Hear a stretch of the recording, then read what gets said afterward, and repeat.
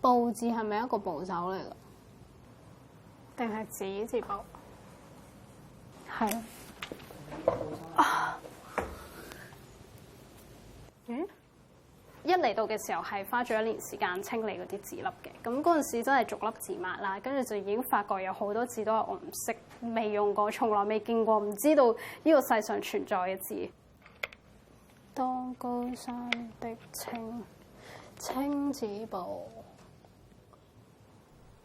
徐海玲2年前佢參加咗個特別嘅保育工作，對象係活字印刷。原本佢只係打算學習呢門日漸式微嘅印刷技術，但係到學執字粒嗰陣，先至發現自己對好多中文字原來一知半解。執字粒嘅時候就要學識咗呢個字盤嘅 system， 就係佢係用字典嘅部首去排嘅，同埋筆畫去排嘅。一路檢嘅時候，咁已經好多年冇查字典啦，跟住就再查翻嘅時候，發現自己好多部首都唔識咯。例如就係有一次查個光榮個榮字，咁以為係火字頭咁樣啦，通常都係最大嚿嗰嚿，咁最明顯嗰嚿，同埋有同類嗰嚿就係、是、咁。跟住後尾發現查到就係木字部嘅，因為佢原來個字係形容緊樹木嘅欣欣向榮。咁跟住即係同而家個用法已經好唔同，而家可能形容經濟繁榮啦，咁已經冇咗大自然嗰部分啦。但係而家先知道原來佢係形容緊樹木咁樣咯。呢個係執字粒好重要嘅工具，有執字粒3寶嘅，就係呢個鐵盤字啦，跟住呢個貓字啦，仲有一個就係字典嘅。你哋可以開始揾自己個名。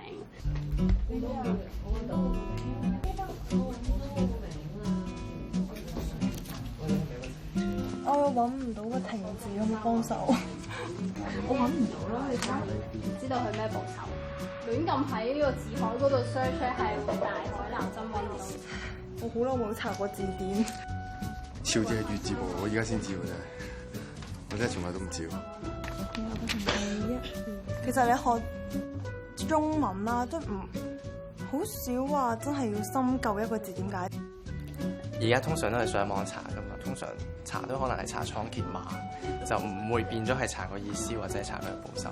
即係我知道係火木咁打就係咁㗎啦。如果係覺得文化重要嘅話，呢啲嘢就係包括喺入面咯。如果唔保存呢啲嘢嘅話，就即係大家都係會淨係識得講好似英文字咁樣當字母咁樣用咯，就完全冇咗嗰個中國傳統文字嘅文化咁樣咯。就好似係走字部喎，高字係咩部首啊？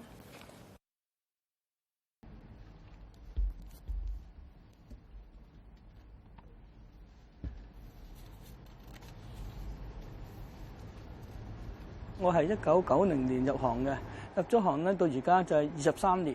其他人咧知道我做詞典編輯啦，佢哋嘅感覺，第一感覺就覺得啊，你一定工作好沉悶嘅，做埋啲繁重嘅工作。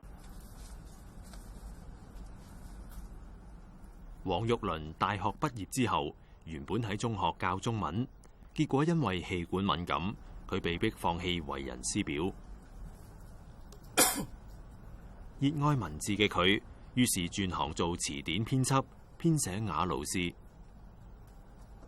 我有行有份編嘅第一本中文詞典咧，就係呢本中學生中文新詞典啦。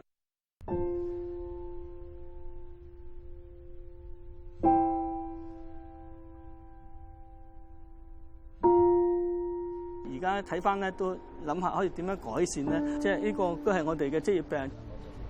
黃玉麟不時翻閱自己有份編寫嘅詞典，每讀一次，總會發現唔滿意嘅地方。呢咁多年嚟咧，其中有一件事真係令到我耿耿於懷，成日都唔能夠忘記嘅，就係犯咗個錯誤啊！就係當時寫一個詞條嘅時候咧，就係悲喜交集咧，就寫錯咗個字，又用咗襲擊個襲啦。即係當時就覺得好有自信啦，咁冇問題啦。咁啊，後來睇到其他嘅書，再仔細翻查，原來唔係襲擊個襲，而係集合個集。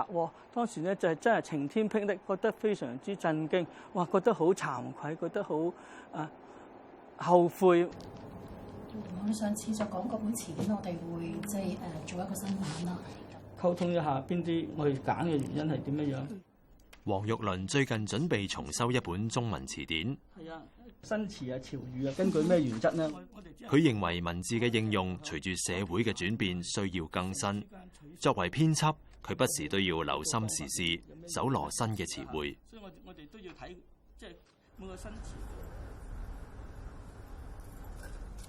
其中一個例子咧就話鹹碼咩意思咧？我哋喺詞典上邊咧，通常都話係大工程啊、計劃啊，由於某種原因咧，被逼終止或者放棄。鹹碼而家一個新嘅意思，就比喻官員被撤職。而家一個新嘅用法，雖然啲詞典都仲未擺一個新嘅用法落去，咁樣我都會特別列咗出嚟。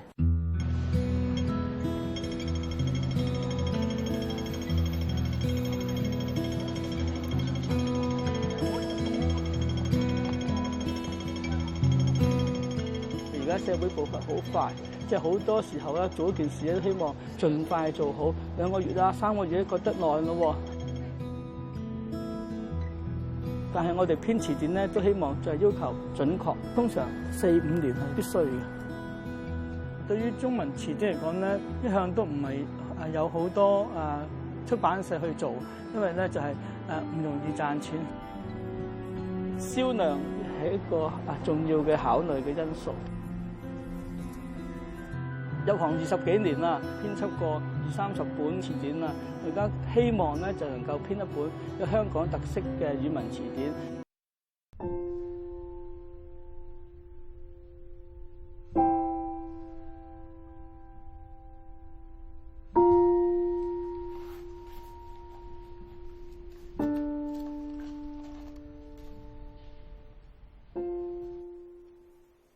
嗱，譬如好似戴望舒嘅。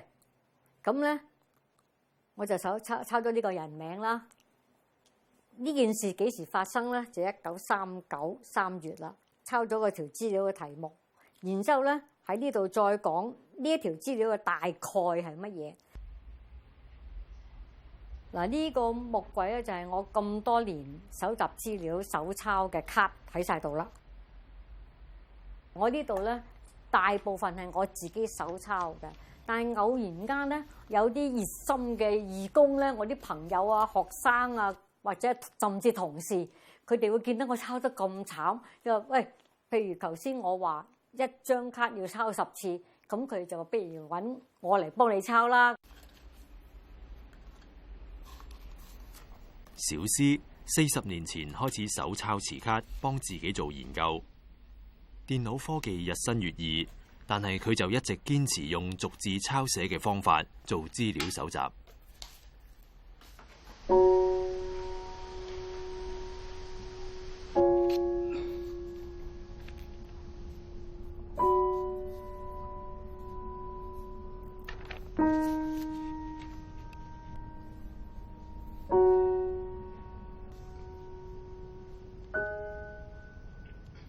唉，其實手抄卡咧係對而家嘅人嚟睇咧係個笨到極嘅功夫，咁方便帶個電腦手提電腦就打晒入去啦。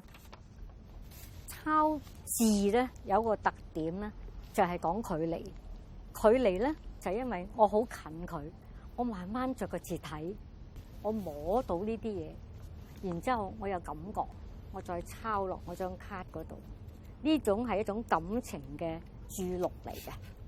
抄你唔快得，你就一路儲入、消化、吸收，呢個係非常之重要嘅程序，唔係電腦可以幫忙嘅。所以我到而家我都覺得我做嘅呢類嘅功夫，能夠抄字落卡呢一個過程咧，係可以話刻在我腦裏邊，唔係刻在電腦裏邊。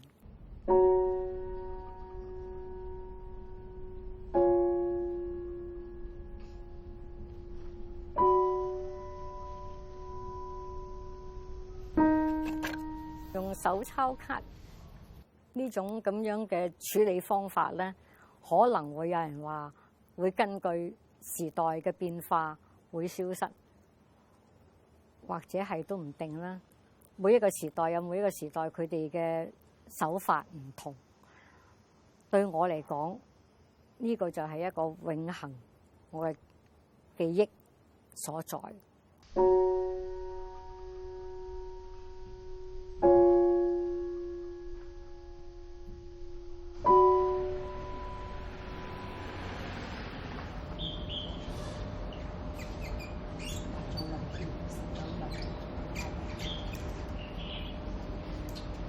抄詩幾有趣喎，因為平時你睇詩，你好少隨街見到詩噶嘛。我哋抄詩，想嘅就係啲同學會行過，然之後佢哋可以停低。因為大家而家返學，可能講 lecture、講校巴、講細佬序、講咩序咁樣，其實都好快，冇時間去停低。康圖同一班同學1年前喺校園開始抄詩。鼓勵同學將詩詞意境同生活相結合，細味人生嘅悲喜苦樂。之前抄咗首詩，個主題就講緊啲趕急啦，或者係疲累嘅嘢。咁嗰啲同學可能啱啱嗰陣時就趕緊功課，結果就影咗首詩，跟住放上 Facebook 就話：哇！我好攰嘅時候，估唔到就睇過呢首咁樣嘅詩，簡直就係道出咗心中嘅心聲啊！咁樣。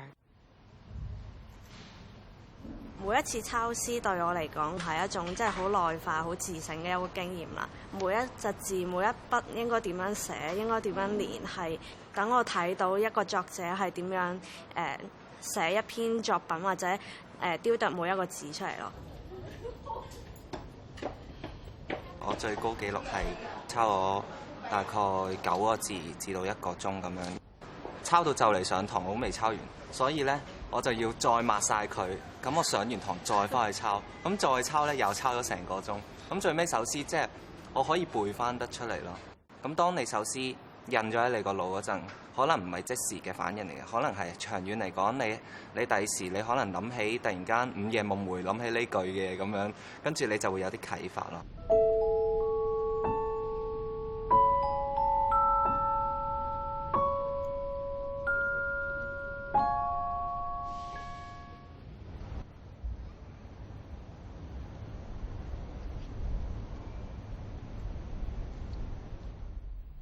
抄詩之外，康圖仲愛上寫詩。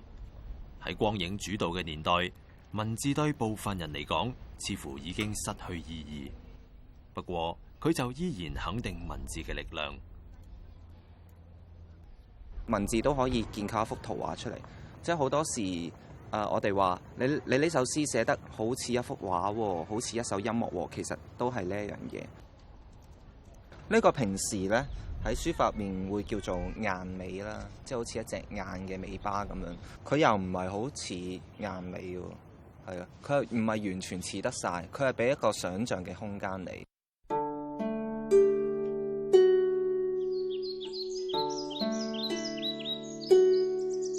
我覺得呢啲筆畫唔係好死嘅，但係一般人可能覺得係好刻板嘅，佢係一橫嚟啫嘛。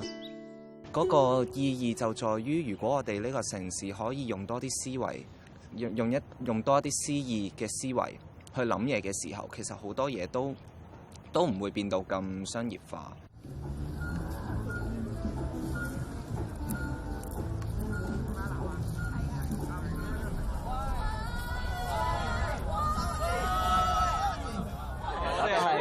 玩緊一個占卜嘅遊戲，但我哋係用詩句嚟占卜，係啦。咁個玩法就係你哋諗一個問題先，諗一個問題先。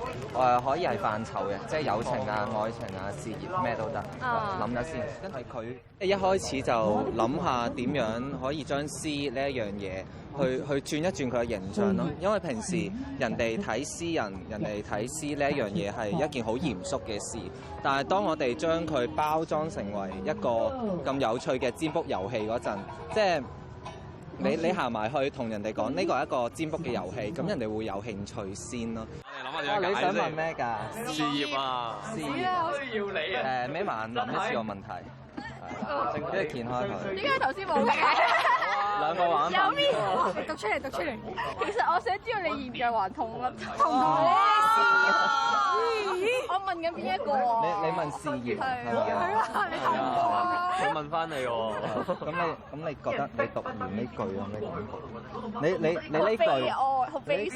你會同邊個講啊？你老闆個老闆。同個老闆講。啱有啲人，我見佢哋一睇呢兩句，佢哋已經原來係咁樣。我哋就係想要呢一下嘢，即係詩唔係你去揾佢，係佢走過嚟闖入你嘅生活入面。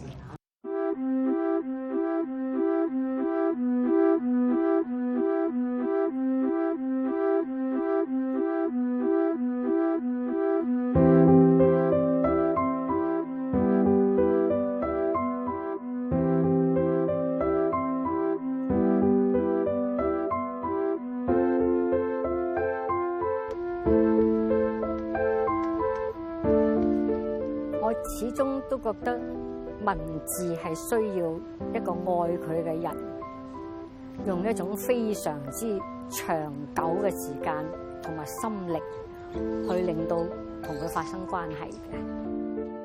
文字海外嘅地方，亦都唔係一瞬即逝，你可以記錄，你可以吸收，你可以去同佢理解。